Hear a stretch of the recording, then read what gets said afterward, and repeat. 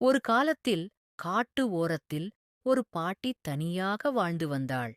அவள் தினமும் அடுப்பில் அப்பம் சுடுவாள்.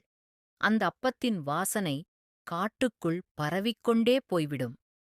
ஒரு நாள் பாட்டி அப்பம் எடுத்துக் கொண்டிருந்தபோது, தோட்ட வேலியருகே ஒரு மெலிந்த நரி பசித்தபடி உட்கார்ந்திருந்தது. அதை விரட்டாமல் பாட்டி அப்பத்தின் ஒரு துண்டை உடைத்து வைத்தாள். நரி அதை எடுத்துக்கொண்டு விரைவாக ஓடிவிட்டது.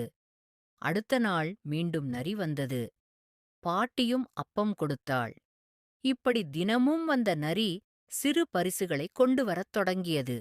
காட்டுப் பழங்கள், மினுமினுக்கும் கற்கள், அழகான இறகுகள். பாட்டிக்கும் நரிக்கும் ஒரு நட்பு மலர்ந்தது. ஒரு குளிர்கால இரவு பனிப்புயல் அடித்தது.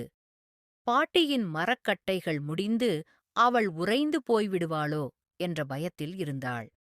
அப்போது கதவின் அருகில் சொரீ சொரி என்ற சத்தம் கேட்டது. கதவைத் திறந்தாள். பனி படர்ந்த நரி அங்கே நின்றது. அதன் பின்னால் உலர்ந்த கிளைகள் குவிந்திருந்தன. பாட்டியின் கண்கள் கலங்கின. அவள் அந்த கிளைகளை எடுத்து வீட்டை சூடாக்கினாள். நரிக்காக ஒரு முழு அப்பம் வைத்து நன்றி கூறினாள். அதன் பிறகு அந்த குடிசையில் பாட்டி ஒருபோதும் தனிமை இல்லை.